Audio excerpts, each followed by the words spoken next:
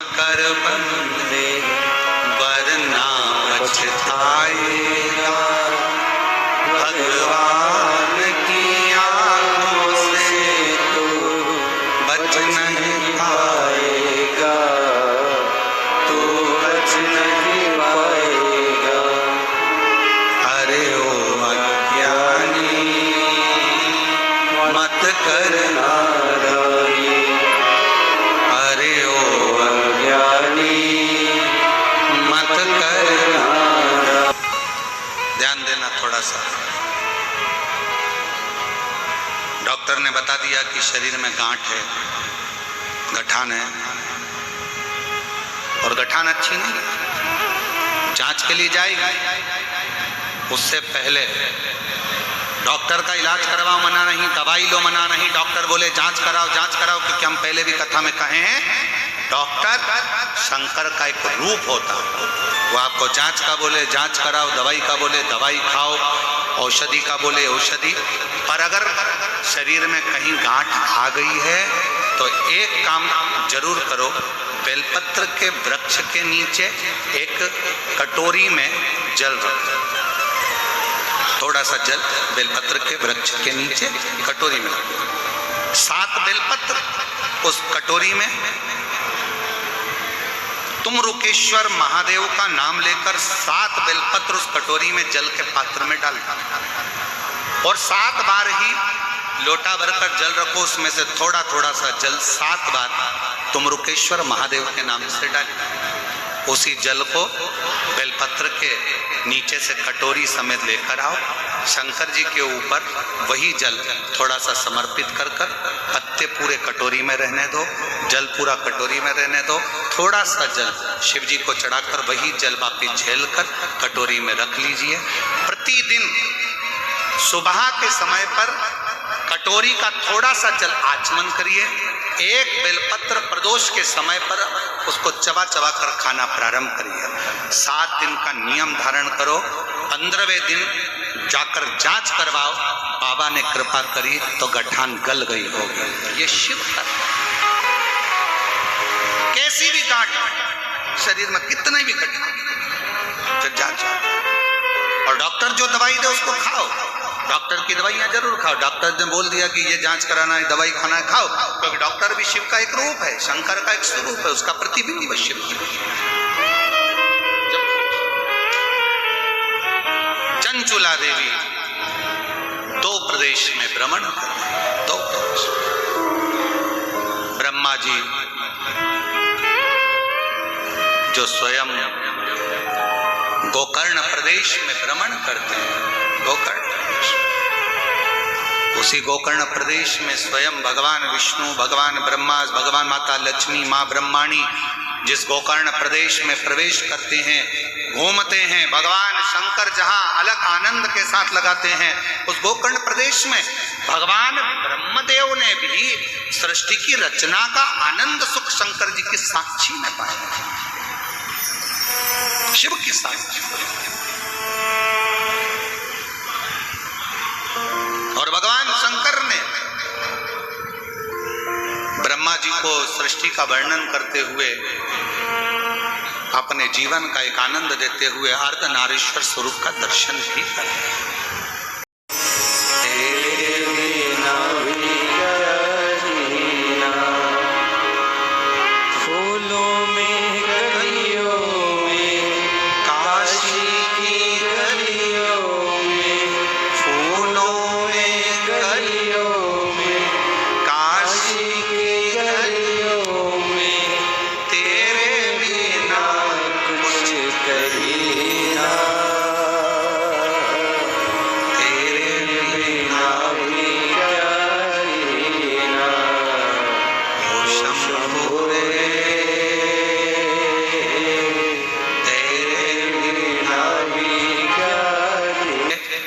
बेलपत्र को हाथ में लेकर बेलपत्र के वृक्ष की एक परिक्रमा कर कर, वो बेलपत्र अशोक सुंदरी वाली, अशोक सुंदरी की जगह मालूम है ना आप लोगों को? हाथ उठाओ जरा, किस किस को मालूम है? सबको मालूम है, और जिसको नहीं मालूम हो पड़ोसन उसको जरूर बता देना, ठीक है? बेल बेलपत्र के वृक्ष, बेलपत्र को हाथ में लेकर बेलपत्र के वृक्ष की परिक्रमा कर कर अशोक सुंदरी वाले स्थान पर एक बेलपत्र समर्पित कर दो।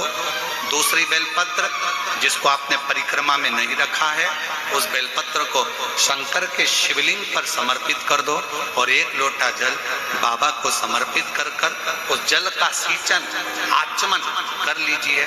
आपको गोकर्ण प्रदेश और काशी प्रदेश दोनों के तीर्थ का फल एक क्षण में प्राप्त हो, एक क्षण में प्राप्त हो दोनों। उसका भी बाबा उद्धार किया,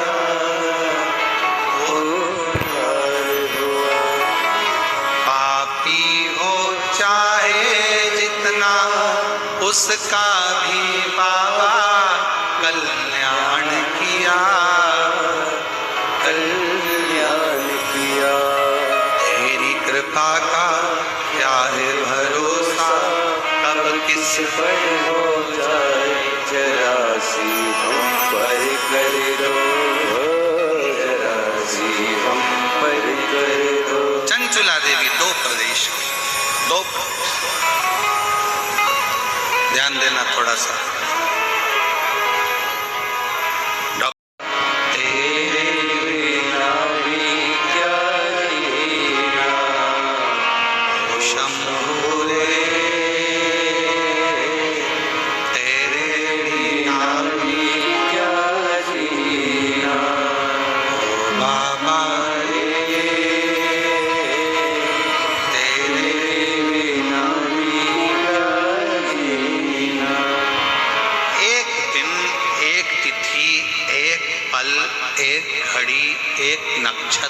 एक समय में ढेरों बच्चे जन्म लेते हैं, सबका अपना अपना भाग्य होता है, सबका अपना अपना किस्मत होता है, सबका अपना अपना भाग्य चलता है, सबका अपना। जिस समय में आपके बच्चे ने जन्म लिया, उसी समय में ना जाने कितने बच्चों ने जन्म लिया। बस अपना कर्म आपको श्रेष्ठ बनाए, आपकी मेहनत आपको श्रेष्ठ बनाए, अपना कर्म।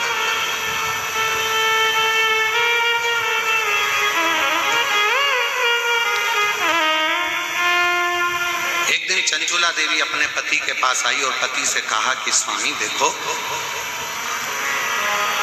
आप ब्राह्मण कुल में जन्मे, ब्राह्मण कुल में तुम्हारा जन्म हुआ है, ब्राह्मण कुल में तुम रहते हो, क्यों ये दुनिया वालों के चक्कर में पड़ते हो? अच्छा कर्म करो,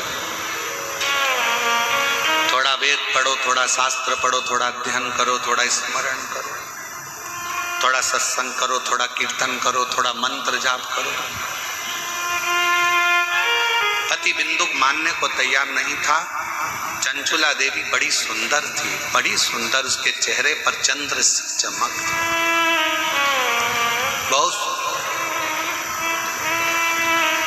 चंचुला देवी सुंदर तो बहुत थी, फिर भी पति बिंदुक अपनी पत्नी पर जितना आसक्त नहीं हुआ, उतना पति एक वेश्या पर आसक्त हुआ।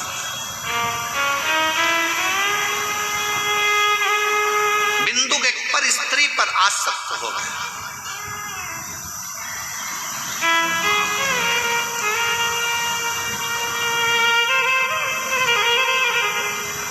कितनी विचित्र कथा है।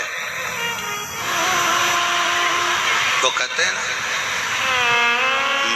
मैंने सबका होकर देख लिया, बस तेरा होना बाकी है।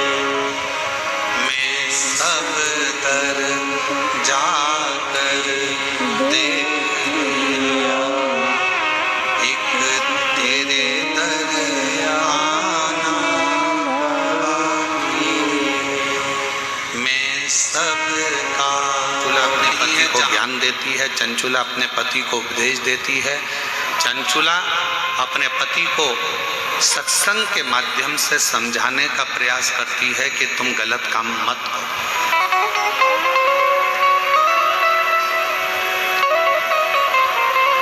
और किसी ने कहा कि चंचुला देवी गलत करते करती, ना ना, जिसने शिवपुराण को पढ़ा ही नहीं है वो शिवपुराण को केवल ऊपर से लेकर शिवपुराण के पात्रों को,